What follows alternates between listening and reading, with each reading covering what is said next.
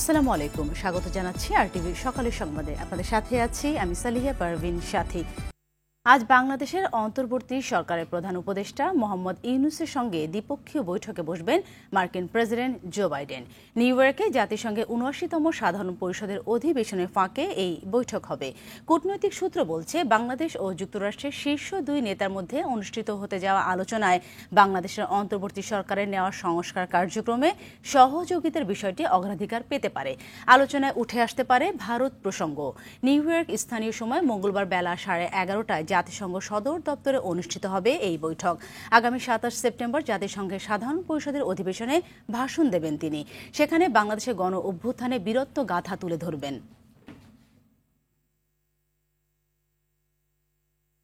যুক্তরাষ্ট্রের নিউ ইয়র্কে জাতিসংঘ সাধারণ পরিষদের অধিবেশনের ফাঁকে অন্তর্বর্তী সরকারের পররাষ্ট্র উপদেষ্টা মোহাম্মদ তৌহিদ হোসেনের সঙ্গে ভারতের পররাষ্ট্রমন্ত্রী এস জয়শঙ্করের বৈঠক অনুষ্ঠিত হয়েছে।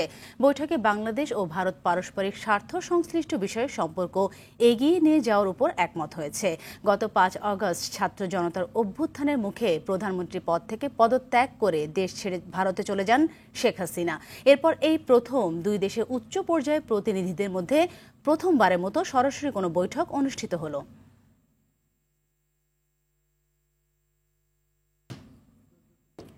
বাংলাদেশের প্রধান প্রধান সংস্কার সম্পূর্ণ করতে অন্তর্বর্তী সরকারকে সমর্থন দেওয়ার প্রতিশ্রুতি দিয়েছেন সেনাপ্রধান জেনারেল ওয়াকারুজ্জামান। আগামী ১৮ মাসের মধ্যে বাংলাদেশে একটি নির্বাচন অনুষ্ঠিত হতে পারে। আর এই নির্বাচনকে সামনে রেখে মোহাম্মদ ইউনূসের নেতৃত্বাধীন সরকারকে পূর্ণ সমর্থন দেওয়ার পাশাপাশি সামরিক বাহিনীকে রাজনৈতিক প্রভাব থেকে মুক্ত করার একটি রূপরেখার কথাও জানান সেনাপ্রধান। তিনি বলেন, যত যাই হোক মোহাম্মদ ইউনূস যাতে তার মিশন সম্পন্ন করতে পারেন তার সর্বোচ্চ সহায়তা দেবে সেনাবাহিনী। সোমবার ঢাকায় নিজ কার্যালয়ে বার্তা সংস্থা রয়টার্সকে দেওয়া সাক্ষাৎকারে এসব কথা বলেন সেনাপ্রধান।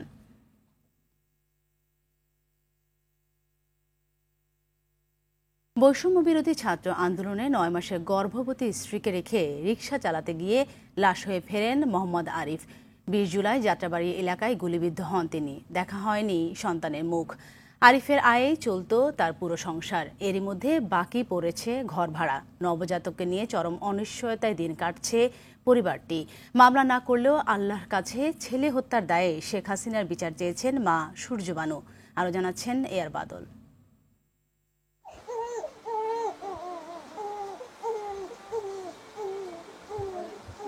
ঘরে গর্ভবতী স্ত্রীকে রেখে যুদ্ধে গিয়ে লাশ হয়ে ফিরেছেন স্বামী। বিজয় এসেছে। ভূমিষ্ঠ সন্তানের নাম রাখা হয়েছে স্বাধীন। কিন্তু আসেননি পিতা, আর কখনোই ফিরবেন না তিনি। স্বাধীন জানে না ঘাতকের বুলেট কেড়ে নিয়েছে তার জন্মদাতা পিতাকে।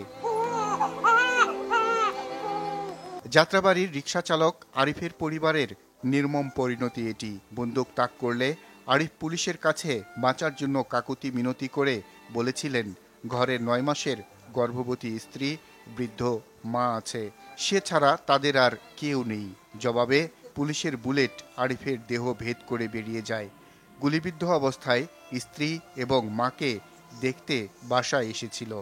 পানি খেয়েছে গুলিবিদ্ধ অবস্থায়। ছাত্ররা হাসপাতালে নিলে চিকিৎসকরা তাকে মৃত ঘোষণা করেন। ভাই হত্যার বর্ণনা দিতে গিয়ে কান্নায় ভেঙে পড়েন বোন। বাড়ি সবসময় আমার ভাইয়ের কথা মনে পড়ে, আমি আমার ভাইয়ের কথা মনে পড়ে। আগে ভাই ছাড়া তো আমাকে কেউ নেই, দুনিয়াতে বাপ নেই, মা নেই, আমাকে না বাইরে মিশাচ্ছি। স্ত্রী সানিয়া জানান, আরিফ মারা যাওয়ার ২৭ দিন পর পৃথিবীতে আসে তাদের সন্তান। স্বামীর জীবনের বিনিময়ে দেশ দ্বিতীয়বার স্বাধীন হয়েছে, তাই সন্তানের নাম রেখেছেন স্বাধীন। তবে অভাবের কারণে ভবিষ্যৎ নিয়ে দুশ্চিন্তায় পরিবারটি। পুষ্টিকর খাবার তো দূরের কথা, শুধু দুবেলা ঠিকমতো খাবারই জোটে না তাদের। প্রতিবেদন করতে গিয়ে দেখা যায় টিনের চাল থেকে যেন আগুন ঝরছে। না, বাবার ২৭ দিনে লেগে দেখতে পারে নাই। ৭ দিন কইছে যে স্বাধীন রাখো, ভালো হইবে। যে খাড়ন্য মানুষ হতো নাই, থাকলো তো করতো। আমার স্বামী একদম। আরিফের বৃদ্ধ মা বিলাপ করতে করতে বলেন, উপার্জনক্ষম একমাত্র বুকের ধনকে হারিয়ে নাতি আর ছেলের বউয়ের ভবিষ্যৎ নিয়ে অনিশ্চয়তায় দিন কাটছে তাদের।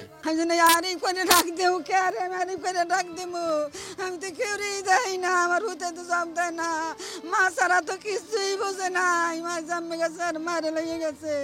আচ্ছা আমার কেউ জিগে না বাবা, ওখানে কেউ জিগে না, আমরা কই যামু কই থাকমু কই এমু, দুই বাড়ি ঘর ভাড়া পাইবে। স্থানীয় জামাত কর্মী রায়হান জানান, সংগঠনের পক্ষ থেকে স্বাধীনের নামে এফডিআর ও ভরণ পোষণের দায়িত্ব নেওয়া হবে। এরই মধ্যে পরিবারটিকে 50,000 টাকা দেয়া হয়েছে।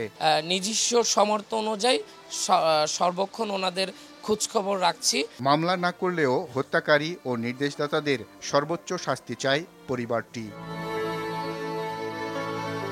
আর বাদল, RTV, ঢাকা।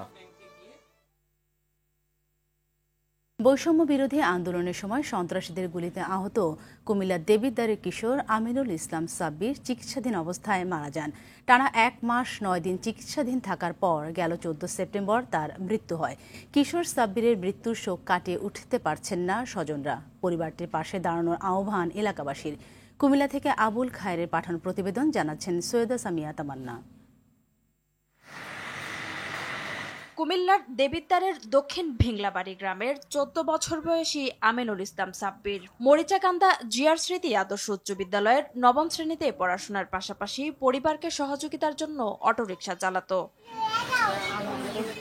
দেশকে স্বৈরাচার মুক্ত করে আবার পড়ালেখায় ও কাজে যোগ দেবে, মাকে এমন কথা বলে প্রতিদিনই আন্দোলনে যেত সাব্বির। গেল 5 আগস্ট একইভাবে আন্দোলনে গেলে ঠিক বিজয়ের আগ মুহূর্তে সন্ত্রাসীদের গুলিতে আহত হয় সে। দীর্ঘ 1 মাসেরও বেশি সময় হাসপাতালে চিকিৎসাধীন থেকে গেল 14 সেপ্টেম্বর না ফেরার দেশে পাড়ি দেয় এই কিশোর। বাবা মারা যাওয়ার পর সাব্বিরের মা রিনা আক্তার 2 ছেলে ও 1 মেয়ে নিয়ে ভিংলাবাড়ি মামার বাড়িতে বসবাস করতেন। কিশোর ছেলের আকস্মিক মৃত্যুতে হতাশার কালো ছায়া নেমে এসেছে পরিবারটিতে। অসহায় সাব্বিরের পরিবারকে সহায়তার দাবি জানিয়েছে এলাকাবাসীও। তার আব্বু মারা গেছে 3 বছর আগে। লেখাপড়া করতো, লেখাপড়ার পাশাপাশি আমার সংসারের হাল ধরছে, কাজ করতো, কাজ করে না দিলে এটি দিয়ে আমি আল্লাহ যা মিলাইতো আমি তাই খাইতাম। আমি যে কিভাবে বাঁচবো আর কি করব, আমার এটা আল্লাহ পাক ভালো জানে, আমি কিচ্ছু জানি না। আমার ফ্যামিলিতে আমার বড় ভাই ছাড়া আর কেউ কাজ করার মতো আর কেউ নেই। আন্দোলন হইতেছে, আমরা সেই বৈষম্য বিরোধী ছাত্র আন্দোলনে সে ছাত্র হিসেবে যাই, আবার বন্ধুদের সাথে ফ্রেন্ডের সাথে যাই শরীর হইতো। এখন যে অবস্থা দেখছি তার ফ্যামিলিতে যে করুণ অবস্থা যাইতেছে, একবেলা খাবার জুটতে খুব কষ্ট হইতেছে। সরকার যদি কোনো বিষয়ে বা এই বিষয়টা নিয়ে খুব একটু পদক্ষেপ নেয় তাহলে আমি মনে করি যে ফ্যামিলিটা চলতে পারবে। আন্দোলনে নিহত সাব্বিরের পরিবারের পাশে থাকার কথা জানায় কুমিল্লার বৈষম্য বিরোধী আন্দোলনের এই সমন্বয়ক। সাব্বির সহ এবং আমাদের রুবেল সহ যতজন 11 জন আমাদের শহীদ পরিবারের মেম্বার আছে, অসুস্থ আছে, তাদের পাশে আমরা আসলে সার্বক্ষণিক থাকব। হত্যার ঘটনায় আদালতে মামলা দায়ের করেছেন সাব্বিরের মামা নাজমুল হাসান। সৈয়দা সামিয়া তামান্না, RTV। ঢাকা বিশ্ববিদ্যালয়ে চোর সন্দেহে মানসিক প্রতিবন্ধী তোফাজ্জলকে পিটিয়ে হত্যায় জড়িতদের একজন সাবেক ছাত্রলীগ নেতা জালাল মিয়া। টাঙ্গাইলে নিজেদের কোনো জমি না থাকায় তার পরিবার বসবাস করে অন্যের জমিতে। এলাকায় ভালো ছেলে হিসেবে পরিচিত হলেও অপরাধ প্রমাণিত হলে তার বিচার চেয়েছে মা বাবা সহ এলাকাবাসী। টাঙ্গাইল প্রতিনিধি কামাল হোসেনের পাঠানো প্রতিবেদন, বিস্তারিত জানাচ্ছেন জুবাইর রাজিন। ছেলের পড়াশোনার খরচ জোগাতে হবে, তাই তো স্ত্রীকে নিয়ে ভোর থেকে রাত পর্যন্ত যমুনা সেতু বাজারে আটার তৈরির চাপড়ি বিক্রি করেন আলতাফ হোসেন। সেই ছেলের অপকর্ম শোনার পর ভেঙে পড়েছেন তিনি। চোখ দিয়ে ফোঁটায় ফোঁটায় ঝরছে পানি।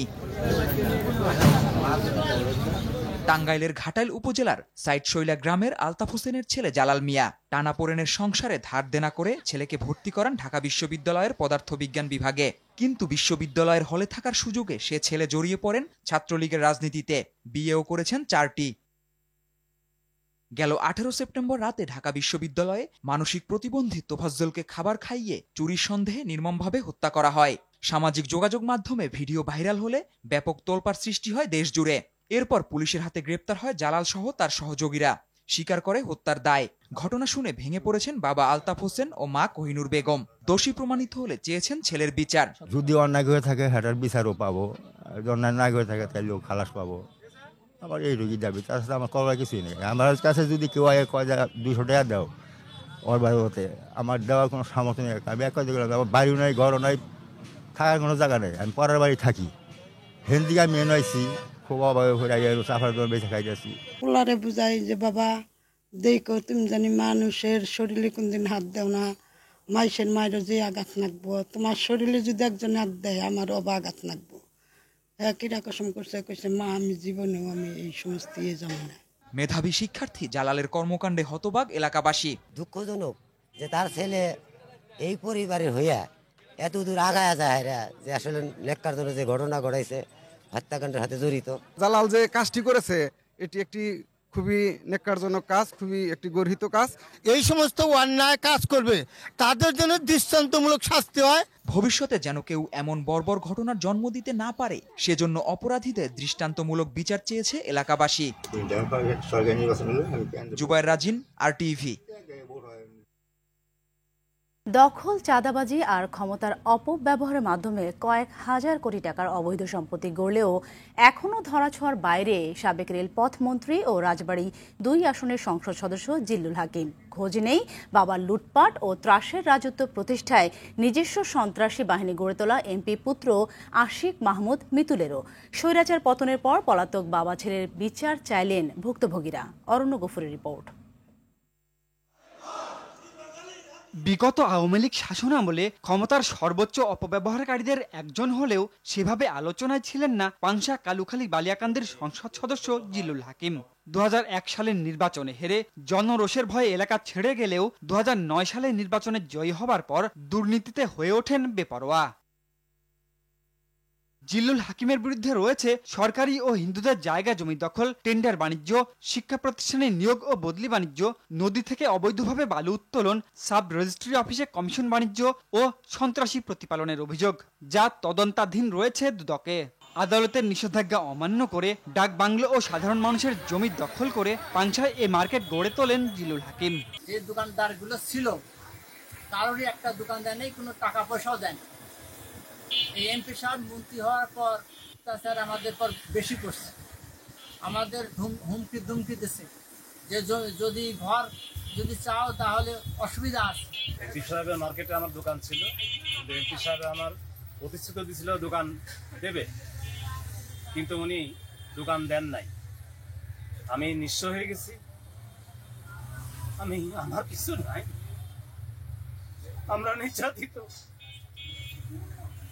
এমপি পুত্র মিতুলের নেতৃত্বে গড়ে ওঠা বিশেষ বাহিনীর ভয়ে পাংশা বালিয়াকান্দিতে দীর্ঘদিন কোনো সভা সমাবেশ করতে পারেননি বিরোধী দলগুলো। হামলা থেকে রেহাই পায়নি সাংবাদিকরাও। আমি একটা প্রোগ্রাম শেষ করে বাসায় যাচ্ছিলাম, সন্ত্রাসী বাহিনী প্রায় 20-25 জন আমার উপর ওরা আক্রমণ চালায়, মারতে মারতে আমার সে 12 জায়গা ভেঙে দেয়।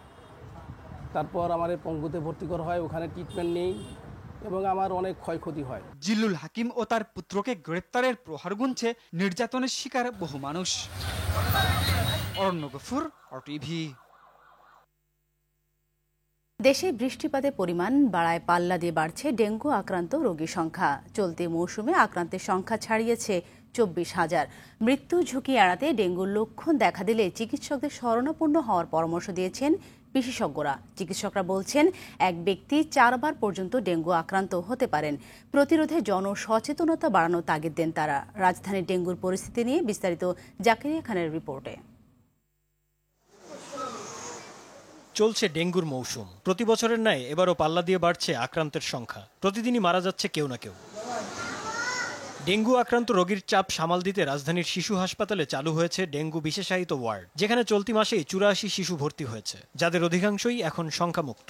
আমাদের দেশে ডেঙ্গু জ্বরটা গত বছর নাই যেরকম ছিল, এই বছর আরও ডে বাই ডে এটা ডেঙ্গু জ্বরটা বৃদ্ধি পাচ্ছে।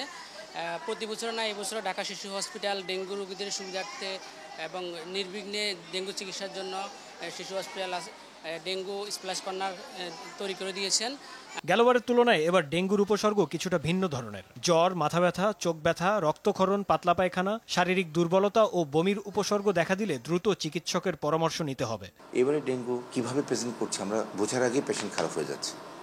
সো যদিও বা পরিমাণ কম, কিন্তু ডেঙ্গুর ক্যারেক্টারটা চেঞ্জ হয়েছে। তাদের ধরন, রোগের ধরন, তাদের প্রেজেন্টেশন, পেশেন্টের প্রেজেন্টেশন সবসময়ের মতো না। ডেঙ্গুর কিছু উপসর্গ তো আছেই কমন, সেটা হলো যে জ্বর, হাড়ের চারপাশে ব্যথা, চোখের পিছনে ব্যথা, রেট্রোঅরবিটাল পেইন। এখন পেশেন্টগুলো দেখা যায় যে মাথা ব্যথা নিয়েও যদি আসে, মেনিনজাইটিস নিয়েও ডেঙ্গু আসতে পারে। পেটে ব্যথা নিয়ে ডেঙ্গু আসতে পারে, বিভিন্ন ধরনের উপসর্গ আছে। ডেঙ্গুর 4টি ধরন রয়েছে। কেউ একবার আক্রান্ত হলে তার আরও 3বার আক্রান্ত হওয়ার সম্ভাবনা থেকে যায় বলে জানান এই চিকিৎসক। Dengue 1, dengue 2, dengue 3, dengue 4। ধরেন কোনো এক ব্যক্তির এবার ডেঙ্গু 2 দিয়ে হলো, তার মানে সে কিন্তু ডেঙ্গু 2 থেকে মোটামুটি একটা লং টার্মের জন্য প্রোটেক্টিভ। পরের বছর এই ডেঙ্গু 2 দিয়ে ভাইরাস দিয়ে কিন্তু আর তার ডেঙ্গু হবে না, কিন্তু তার তো বাকি 1, 3, 4 রয়ে গেল, সে অন্য সেরোটাইপ দিয়ে আক্রান্ত হতে পারে। অর্থাৎ একটা ব্যক্তি জীবনে 4বার ডেঙ্গু হতেই পারে। ডেঙ্গু মোকাবেলায় বাসা বাড়িতে জমে থাকা পানি অপসারণ, শরীর ঢেকে চলা, মশারি ব্যবহার সহ জনসচেতনতা বাড়ানোর উপর তাগিদ দেন চিকিৎসকেরা। জাকারিয়া খান, RTV, ঢাকা। দর্শক, এই মুহূর্তে রাজধানী ঢাকা মেডিকেল কলেজ হাসপাতালে আছেন সহকর্মী মাইদুর রহমান রুবেল। তার কাছ থেকে জানবো ডেঙ্গু পরিস্থিতির খবর।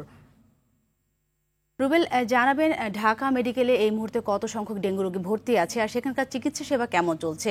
এর পাশাপাশি জানাবেন ডেঙ্গুর এই পরিস্থিতিতে ডাক্তাররা কি ধরনের পরামর্শ দিচ্ছেন? সাথী, ঢাকা মেডিকেলে আমরা রয়েছি এবং এইখানটিতে যদি আমি দেখানোর চেষ্টা করি, আমার সামনে পেছনে ডেঙ্গু রোগীর অভাব নাই। মূলত ডেঙ্গুর যেই ওয়ার্ডটি করা হয়েছে মেডিসিন ওয়ার্ডটিকে, সেই ওয়ার্ডটিতে 20টি সিট রয়েছে এবং 20টি সিটের বিপরীতে গতকাল ভর্তি হয়েছে অন্তত 65 জন রুগী এবং বেশ কিছু রুগী কালকে উন্নতি হওয়ার আগের রুগী, তাদেরকে ছেড়ে দেওয়া হয়েছে এবং এখন পর্যন্ত 50 জনের বেশি রুগী ঢাকা মেডিকেলের চিকিৎসা নিচ্ছে। শুধু ঢাকা মেডিকেল নয়, অন্যান্য মেডিকেলগুলোতেও আমরা দেখেছি যে ডেঙ্গু রুগীর যে অবস্থা, প্রত্যেকটি হাসপাতালেই মূল সিটের বাইরে আসলে ফ্লোরেও চিকিৎসা নিতে দেখাচ্ছি। আপনারা নিশ্চয়ই দেখতে পাচ্ছেন যে মূলত যেখানে চিকিৎসা দেওয়ার কথা তার বাইরেও মূলত এই জায়গাটি হচ্ছে কি হাঁটার জায়গা, হাঁটার পথ বন্ধ করে দিতে হয়েছে রোগীর চাপ বৃদ্ধি পাওয়ার কারণে। ঢাকা মেডিকেলের চিকিৎসকরা বলছেন যে আসলে উপায় নেই, যেহেতু ডেঙ্গুর মৌসুম চলছে, এই মৌসুমে রোগী বাড়বে এবং রোগী বাড়লে আসলে সিট যেহেতু সংকুলন, সেই ক্ষেত্রে তাদের আসলে এই ফ্লোরে চিকিৎসা নিতে বাধ্য হচ্ছে। আসলে প্রত্যেকটি হাসপাতালে ডেঙ্গু রোগীর এইরকম চিত্র এবং চিকিৎসকরা বলছে ডেঙ্গু মোকাবেলায় যেহেতু 2 সিটি কর্পোরেশনের কাজ অনেকটাই স্থবির বলা চলে এবং সেই কারণে নিজেদেরই সুরক্ষার জন্য কাজ করতে হবে। যেহেতু আমরা গতকালকেও দেখেছি যে বিভিন্ন এলাকায় মশার ঔষধ দিচ্ছে, যদিও যেসব এলাকায় মশার ঔষধ না দেয় সেই এলাকায় নিজ দায়িত্বেই সচেতন হওয়া বা প্রোটেকশনের ব্যবস্থা করার জন্য চিকিৎসকদের পরামর্শ দিয়েছেন।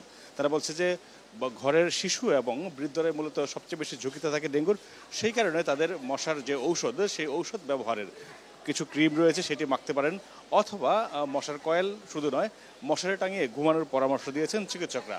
এছাড়া চিকিৎসকরা বলছেন যে যদি ডেঙ্গুর লক্ষণ দেখা দেয় সেই ক্ষেত্রে দ্রুত অবহেলা না করে চিকিৎসকের শরণাপন্ন হতে এবং শরণাপন্ন হওয়ার পর যেটি হবে সেটি হচ্ছে দেখা গেছে ডেঙ্গু চিহ্নিত হলে সেই ক্ষেত্রে তাদের চিকিৎসার ব্যবস্থা করা এবং প্রত্যেকটি রোগীকে আসলে প্রচুর পরিমাণে লিকুইড খাবার পানি জাতীয় খাবার বা ভিটামিন সি জাতীয় খাবার খাওয়ার পরামর্শ দিয়েছেন চিকিৎসকরা। এবং গতকালকে ঢাকা মেডিকেলে ডেঙ্গু আক্রান্ত হয়ে একজনের মৃত্যুর খবর তিনি নিশ্চিত করেছেন চিকিৎসক এখানকার। তিনি বলছেন শুধু ডেঙ্গু নয়, তার সাথে অন্যান্য রোগ বলয় ছিল তার।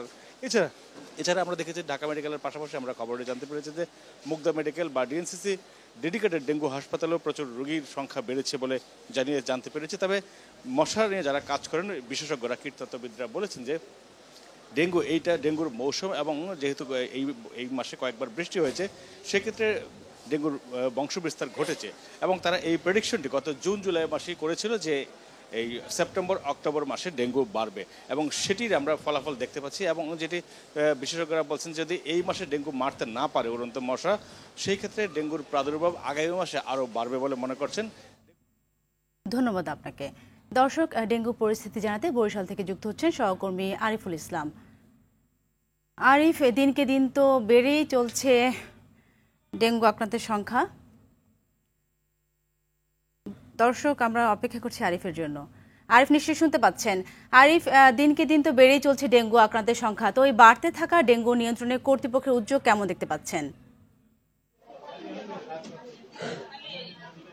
জি সাথী, ধন্যবাদ আপনাকে। আসলে গত বছরের হালচাল ছিল যা, তার চেয়ে এবছর কিন্তু ডেঙ্গুর প্রবণতা বৃদ্ধি পেয়েছে। তার কারণ আপনি জানবেন যে শুরুতেই আমি বলে গিয়েছিলাম এর আগে যে প্রতিদিনই কিন্তু লাফিয়ে বাড়ছে ডেঙ্গু পরিস্থিতি এবং দিনে দিনে বরিশাল জেলায় অবনতি হচ্ছে। এমনটি আপনাকে জানাতে চাই যে বিগত 24 ঘন্টায় বরিশালে ডেঙ্গু আক্রান্ত হয় 55 জন শুধুমাত্র সরকারি হাসপাতালগুলোতে ভর্তি রয়েছে, আর এর মধ্যে মৃতের ঘটনা ঘটেছে একজন। আমাদের বরিশাল স্বাস্থ্য বিভাগ থেকে এমনটা তথ্য নিশ্চিত করেছেন। আর এখন পর্যন্ত বরিশালের সরকারি হাসপাতালগুলোতে 180 জন চিকিৎসা নিচ্ছেন। আপনাকে একটু দেখাতে চাই। আমি এখন আছি বরিশাল সদর হাসপাতালে। এই হাসপাতালটির হালচিত্র, এখানে কিন্তু আসলে এখন সাধারণত রোগী রাখার বা ঠাঁই হবার জায়গায় খুব কম। তার কারণ হচ্ছে যে এখানে নির্দিষ্ট কোনো ভবন না থাকায় কিংবা ডেঙ্গু ও পরিস্থিতি উন্নতি হবে এমন কোনো স্থান না থাকায় কিন্তু এখানে এই সমস্যাগুলো দেখা দিচ্ছে এবং সাধারণ বেডের সাথে কিন্তু এখানে রাখা হচ্ছে। আপনি দেখতে পাচ্ছেন যে এখানে যারা অন্যান্য রোগী যারা আছে তাদের সাথে কিন্তু এই ডেঙ্গু রোগীগুলো রাখা হচ্ছে। যারা মশারি টানানো রয়েছে তারাই এখানে ডেঙ্গু আক্রান্ত। এখন উপরে একটি বেড রাখা হয়েছে, যেই বেডে শুধুমাত্র মহিলাদের রাখা হয়, কিন্তু বাকি যেই ভবনের যেই রুমগুলো রয়েছে কোনো রুমই কিন্তু এখন পর্যন্ত ডেঙ্গুর জন্য স্পেশালিস্ট করা হয়নি। অপরদিকে শের-ই বাংলা মেডিকেল কলেজ হাসপাতালের অবস্থাও কিন্তু একই রকম। সুতরাং এখানে যেই রোগীগুলো আসছে হাসপাতালগুলোতে এখন পর্যন্ত তাদের ভবন এবং কক্ষ সংকটের কারণে যেহেতু নির্দিষ্ট কোনো রুম নেই, সুতরাং এখন সাধারণ যে রোগী রয়েছে তারাও কিন্তু এখন আতঙ্কে রয়েছে। তার কারণ হচ্ছে যে সংক্রমণ ছড়াতেই পারে। আরেকটু বিষয় বলে রাখি আপনাকে, সেটা হচ্ছে সিটি কর্পোরেশন যে বিষয়টি, সিটি কর্পোরেশন আমাদের বলে যাচ্ছেন যে 30টি ওয়ার্ডে কিন্তু তারা মশক নিধন কর্মসূচি এবং তাদের যে ড্রেনেজ ব্যবস্থা দুর্বল সেই ব্যাপারে তারা কাজ করছে। এখন খুব দ্রুত সময় যদি সাধারণ মানুষ সচেতনতা এবং যদি বৃষ্টি না হয় তাহলে এই ডেঙ্গু প্রতিরোধে কিছুটা হলেও সম্ভব হবে। সাথে এই ছিল এখন পর্যন্ত বরিশাল থেকে। তবে আজকের গত 24 ঘন্টার রিপোর্ট কিন্তু এখন পর্যন্ত পাওয়া যায়নি। 55 জনের ভর্তির বিষয়টি কিন্তু গতকালকের রিপোর্ট। এই ছিল সাথে এখন পর্যন্ত আমার কাছে। ধন্যবাদ আপনাকে। এবারে আন্তর্জাতিক প্রসঙ্গ। লেবাননের দক্ষিণাঞ্চলে হিজবুল্লাহ 1300 লক্ষ্যবস্তুতে 650টির বেশি হামলা চালিয়েছে ইসরায়েল। এতে অন্তত 492 জন নিহত ও 1600-র বেশি আহতের খবর নিশ্চিত করে লেবাননের স্বাস্থ্য মন্ত্রণালয়। এই ঘটনায় গভীর উদ্বেগ জানিয়েছে জাতিসংঘের লেবানন বিষয়ক সংস্থা ইউনিফিল। তারা বিষয়টির কূটনৈতিক সমাধানে আহ্বান জানিয়েছেন। এর আগে লেবাননে ব্যাপক ও সুনির্দিষ্ট হামলা চালাতে যাচ্ছে বলে সতর্ক করেছিলেন আইডিএফ-এর মুখপাত্র ড্যানিয়েল হাগারি। সেই সময় তিনি লেবাননের লোকজনকে নিজেদের নিরাপত্তার স্বার্থে হিজবুল্লাহর অবস্থান থেকে দূরে সরে যেতে বলেছিলেন। লেবাননের দক্ষিণাঞ্চলে বাসিন্দাদের ফোনে এ সংক্রান্ত সতর্ক বার্তাও পাঠানো হয়।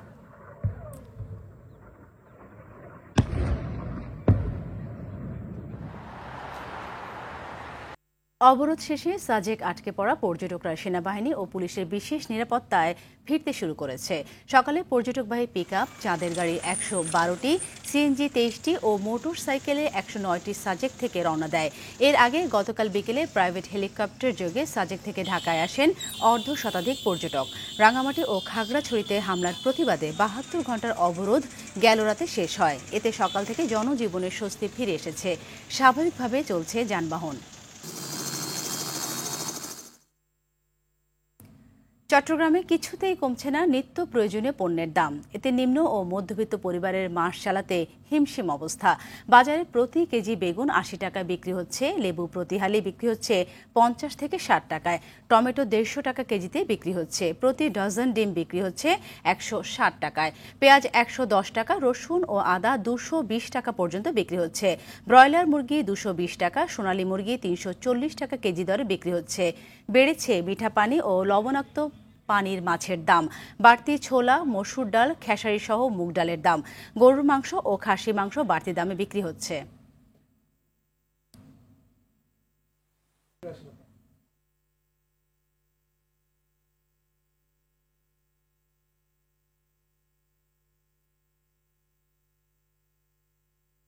দর্শক, বাজার পরিস্থিতি জানাতে চট্টগ্রামে আছেন সহকর্মী সাইফুল মাহমুদ, সেখান থেকে সরাসরি যুক্ত হচ্ছেন তিনি।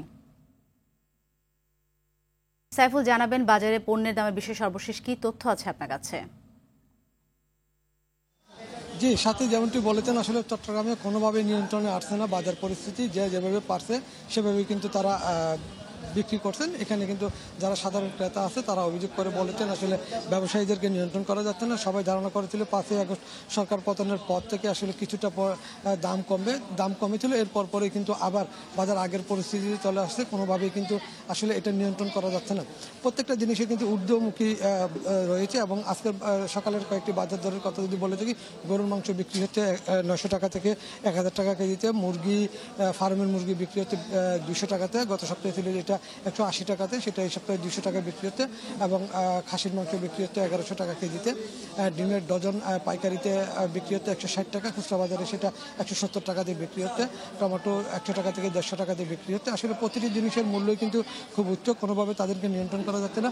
ভোক্তা সংরক্ষণ অধিদপ্তরের পক্ষ থেকে কোথাও না কোথাও প্রতিনিয়ত অভিযান পরিচালনা করা হচ্ছে। আসলে অভিযানে যতক্ষণ পর্যন্ত অভিযান ততক্ষণ পর্যন্ত কাজ হচ্ছে, এরপর পরে কিন্তু তারা আবার আগের অবস্থায় ফেরত যাচ্ছে। গতকালও 5টা দোকানকে 15,000 টাকা জরিমানা করেছে, এরপরেও কিন্তু তাদের যেই মনোভাব সেই মনোভাব থেকে তারা বেরোতে পারতেছে না। প্রত্যেকটা সবজির দামই ঊর্ধ্বমুখী এবং কোনোভাবে কিন্তু যে তাদেরকে নিয়ন্ত্রণ করবে সেটা বোঝা যাচ্ছে না। তবে যারা সাধারণ ক্রেতা আছে তারা অভিযোগ করে বলেছেন মনিটরিং যদি বারবার করা হয় তাহলে হয়তো কিছুটা কমতে পারে, আর না হলে কিন্তু আগের অবস্থাতে ফেরত যাবে ব্যবসায়ীরা। আর ব্যবসায়ীদের কথা হচ্ছে যে আমরা বেশি দামে কিনে এনেছি যে বেশি দামে বিক্রি করতে হচ্ছে, এটা কিছু করণীয় নেই বললেই চলে। এই ছিল আমার কাছে বাজার পরিস্থিতি নিয়ে সর্বশেষ তথ্য। সাথে ধন্যবাদ। নারী টি-20 বিশ্বকাপ প্রসঙ্গ। দিন ঘনিয়ে আসছে নারী টি-20 বিশ্বকাপের আসরকে সামনে রেখে 2 দিনে অনুশীলন ক্যাম্প শুরু করেছে বাংলাদেশ নারী দল। সোমবার মিরপুরে ফ্লাড লাইটের আলোতে অনুশীলন করেছে মারুফা আক্তার, রাবেয়া খানরা। বিশ্বকাপে ভালো কিছু করতে প্রস্তুতিও বেশ ভালো হয়েছে বলে জানান সহ অধিনায়ক নাহিদা আক্তার। বিস্তারিত রাফি আমিনের রিপোর্টে। দরজায় কড়া নাড়ছে নারী টি-20 বিশ্বকাপ। আসর শুরুর অপেক্ষার সাথে রয়েছে দেশের মাটিতে বিশ্বমঞ্চ আয়োজনের আক্ষেপ। দেশের রাজনৈতিক পট পরিবর্তনের পর সার্বিক পরিস্থিতি বিবেচনায় বাংলাদেশ থেকে সংযুক্ত আরব আমিরাতে বিশ্বকাপ সরিয়ে নেয় আইসিসি। এমন সুযোগ হাতছাড়া হওয়াটা এখনও পীড়া দিচ্ছে দলকে। তবে পরিবর্তিত ভেন্যুতে পূর্ব অভিজ্ঞতা কাজে লাগাতে চান নাহিদা আক্তার। আমরা তো আশা করেছিলাম যেটা আমাদের দেশে ওয়ার্ল্ড কাপটা হয়, এটা সব প্লেয়াররাই চায়, আপনারা অবশ্যই চান যেটা আমাদের দেশেই হোক। এখন যেটা আমাদের কন্ট্রোলে এটা চলে গেছে, আমরা চেষ্টা করবো। এর আগে আমরা আবুধাবিতে ম্যাচ খেলেছি, আমি যতটুকু জানি যে ওইখানকার উইকেট সিমিলারই হয়। সো আমরা আমাদের যেটা সর্বোচ্চ দিয়ে চেষ্টা করব। বিশ্বকাপ আয়োজনে দেশ পরিবর্তন হলেও টুর্নামেন্টে ভালো করার লক্ষ্যটা একই আছে টাইগার্সদের। বিশ্বকাপকে সামনে রেখে মিরপুরে ফ্লাড লাইটের আলোতেই প্রস্তুতি নিচ্ছে মারুফা সাথী রানীরা। প্রস্তুতিও বেশ ভালো হয়েছে বলে জানান নাহিদা। আলহামদুলিল্লাহ আমরা শ্রীলঙ্কাতে 5টা ম্যাচ খেলতে পেরেছি। আমরা বলবো যে আলহামদুলিল্লাহ আমাদের ব্যাটাররা খুব ভালো একটা শেপে আছে, বোলাররাও ভালো একটা শেপে আছে। আশা করছি যেন আমরা মেন ম্যাচে কাজে লাগাতে পারবো। আসরে জ্যোতির দল খেলবে গ্রুপ বিতে।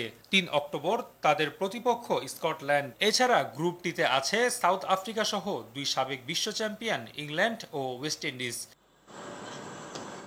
মিরপুরে 2 দিনের অনুশীলন ক্যাম্প শেষে বুধবার দেশ ছাড়বে নারী ক্রিকেটাররা। রাফি আমিন, RTV। সকালের সংবাদে পর্যন্ত সবশেষ সংবাদ জানতে যে কোনো মোবাইল ফোন থেকে 24141 নম্বরে ডায়াল করুন। মধ্যাহ্নের সংবাদ দুপুর 12টায় দেখার আমন্ত্রণ রইল। ধন্যবাদ সবাইকে।